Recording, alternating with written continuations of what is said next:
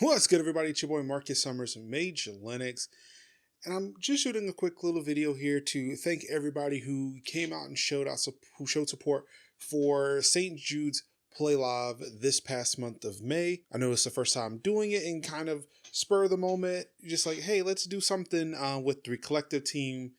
And this month we raised $200 for St. Jude's Children's Research Hospital. Thank you again so much for that support. Really do appreciate it. I wish I could have done a little bit more, but I was a little distracted, a little bit preoccupied, and it's kind of not what this video was supposed to be about. Honestly, it was a little distracted because of what's been going on with myself and with Extra Life, especially not necessarily Extra Life, the charity itself, the community that is running and fueling that part of CMN. But yeah, the issues I've been having with Children's Miracle Network Hospitals, that organization, over the past month or so. It's been something that's been consuming me for a while now. It's kind of leading in from late April and what's been going on all through the month of May, or I would say through the month of May, but it seems like lately it's been kind of a one-sided issue. So for those who do not know, a lot of this started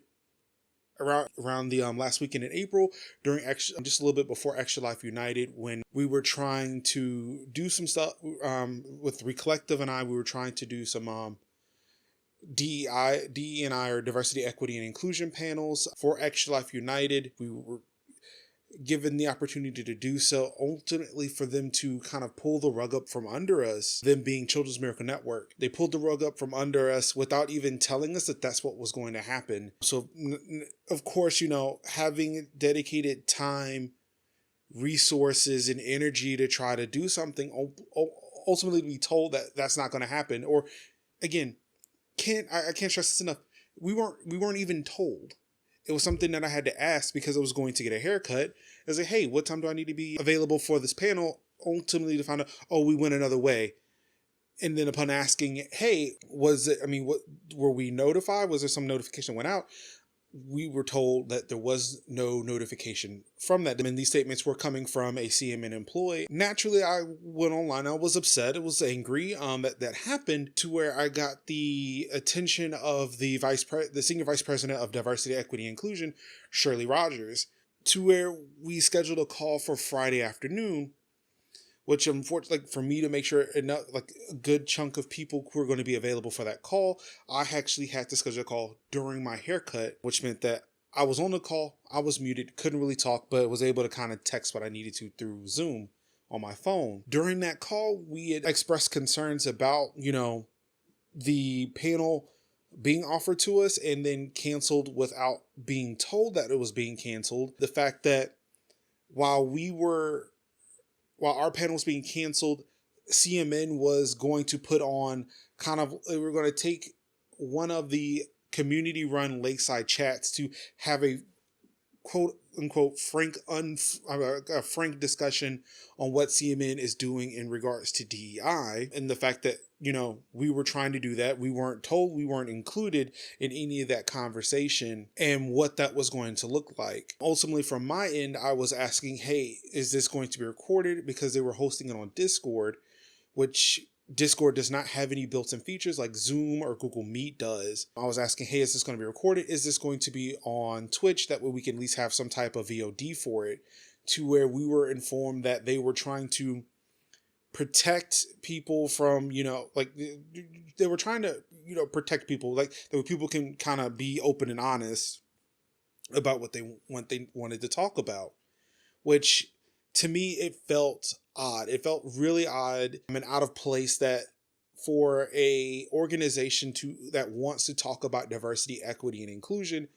not wanting what they're talking about to their community to be recorded and to be shared with the rest of the community that could not attend that call. So that during our call that Friday, I kept pressing, to where Shirley Rogers had accused me of attacking her integrity when all I was asking for was accountability. I was asking, hey, is there some way for us to be able to have a record of what's being said during these calls? Is there a way we could have a record of what's being said during this Lakeside chat That way, one, people can see what's being talked about, and two, have some type of roadmap, even if it's just a rough edit of a roadmap to say, hey, you said you were doing this.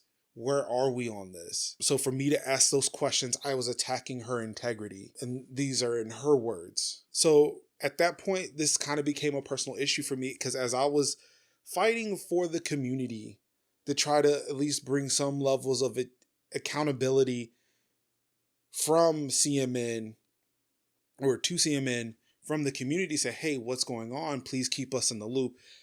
I was accused of attacking integrity.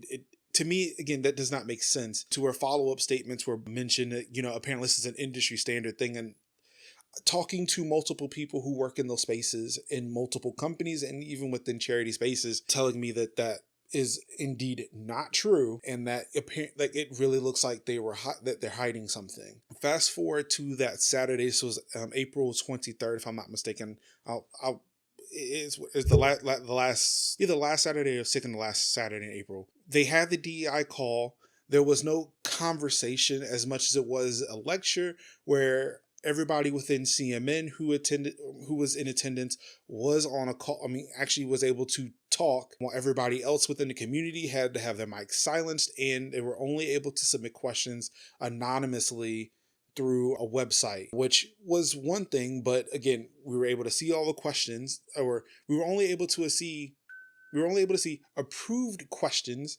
We have found out through multiple attempts, as I was talking with a few people in another text channel, that what appeared to have been happening after we asked the question, and CMN either did not like that question, or they felt like it was being answered or had been answered, they would reject the question and send a personal message to us. One question that I had asked was, hey, I again asked my question of, why wasn't this on Twitch? Why is this call not on Twitch? I feel like more people should be able to see this, that more people can, participate in this, and that way we can have a record that this call happened, that I can share with people who couldn't make it, because again, it's Saturday. It was a Saturday. People have things to do. Granted, it's a pandemic, but again, people have things to do on Saturdays. They can't all be here. To where my question was rejected, and at that point, I got a different answer for why this wasn't on Twitch.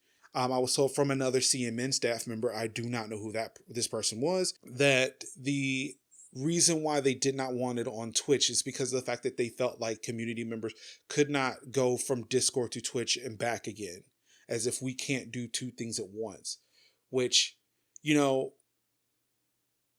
being that's insulting somebody's intelligence for apparently essentially like being able to chew gum and walk at the same time. It was insulting to me personally because of the fact that there are two different answers, and it seems like nobody's talking to each other. So it's like they're providing answers to cover their tracks as to why this isn't happening. So after that call, I wrote a post in their Discord server, in one of the DEI channels, kind of stating like, hey, this is what I thought of that call. Like, again, making sure that I was very clear. They know who I am. To where I got a non-answer from the VP of Diversity, Equity, Inclusion, spouting the same thing of, this is a community standard. We don't put that stuff out there because of the fact that it could, harm somebody. But again, the questions that were asked were just general questions about, hey, what do I do, to be more inclusive on my streams? Like, people were more or less concerned about how can I be inclusive when it comes to streaming or doing things extra life related. There was nothing in that call being asked or answered or being spoken about that had anything to do with somebody being protected. And if so, like if they were concerned about that, any information that could have possibly been said that may have violated some trust or, broken some anonymity, those could have been taken offline, and the bulk of that conversation could have been in a call that could have been recorded and could have been shared with the rest of the community. So after all that, I continue to press CMN in regards to, hey, what are we doing? Where is this roadmap? We would like to know what's going on with these initiatives they're trying to kick off, which even then also in the call, they had mentioned that they weren't even finished doing any type of diversity training. But here they are trying to tell us that they're doing something without actually sitting down, completing any training that they need to take care of. Also not talking to those members of the community, which they were, but they've since shut us out and actually kind of stripped us of any identity to begin with. I'm referring to us, the collective, as a small group of people. So I kept trying to get more information. Also, at the same time, I was, sharing with people, hey, this is what's going on. This is the organization that they're working with. Also, even highlighting some people that they've been highlighting within the organization who have not been, stewards of that. They've, like, for an organization who's saying that, they stand with the decision for Derek Chauvin verdict, for an organization that took several days to say anything in regards to the recent protests from a year ago. The same organization that when they made that post, they drug their feet when racists started appearing in the comments of those posts and started spreading disinformation and very racist statements. And when brought up to them, I got a response of, well, they're going to hate they're going to hate what we say about pride, as opposed to actually dealing with the comments. I started pointing out more of this stuff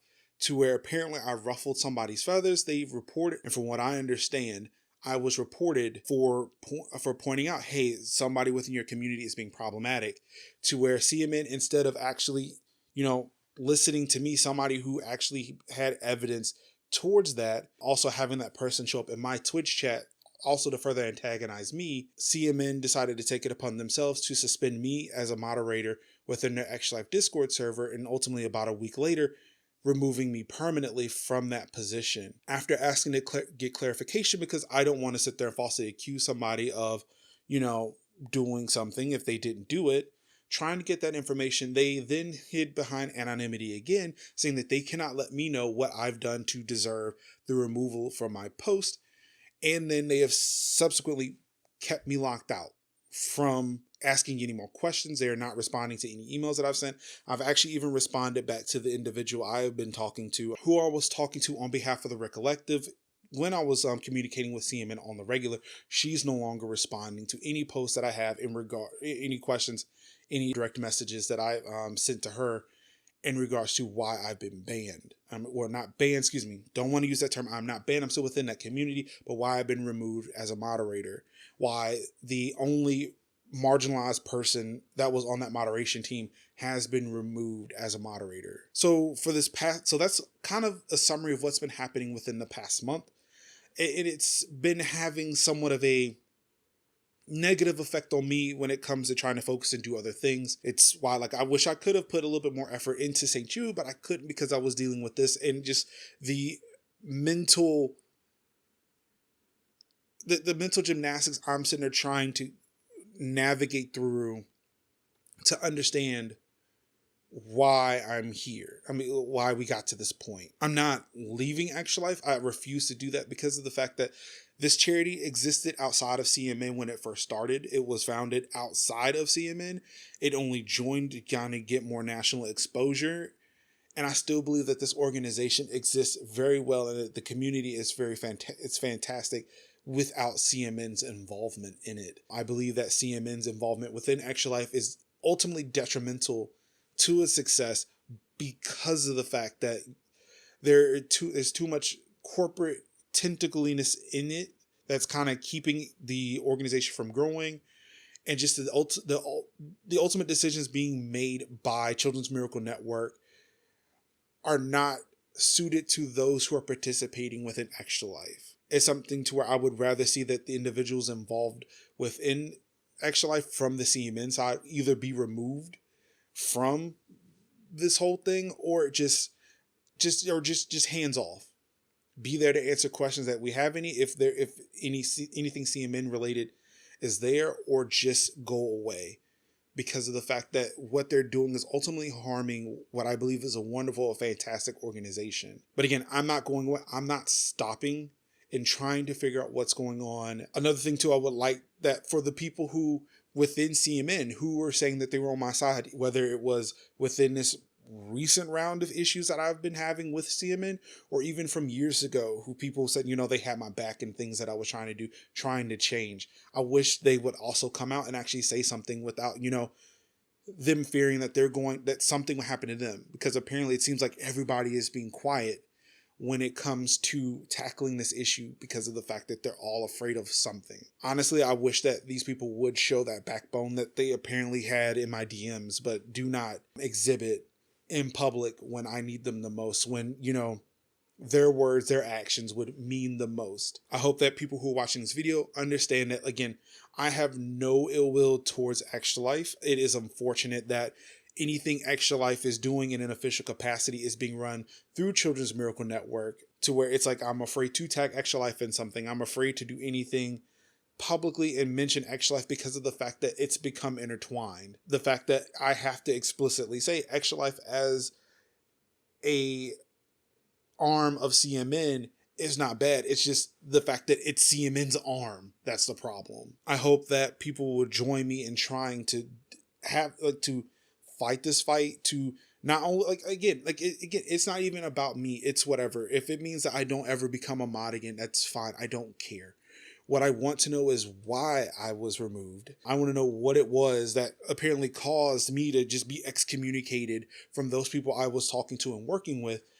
And also, I still want for CMN to answer a lot of these questions when it comes to accountability and transparency, with not only within the marginalized communities, but within the community as a whole, so we can start being proactive as opposed to reactive when things are happening within our community. That's all I've got to say about this right now. Again, you can follow me wherever. Definitely help me out wherever. Again, Twitter, Instagram, Facebook, email. You can reach out to them at community@cmnhospitals.com, community@extra-life.org. Again, as my monitors go off, please help in any way that you can so we can try to get this taken care of. So next time, it's been your boy, Marcus Summers, Major Linux. Thank you so much. Peace out.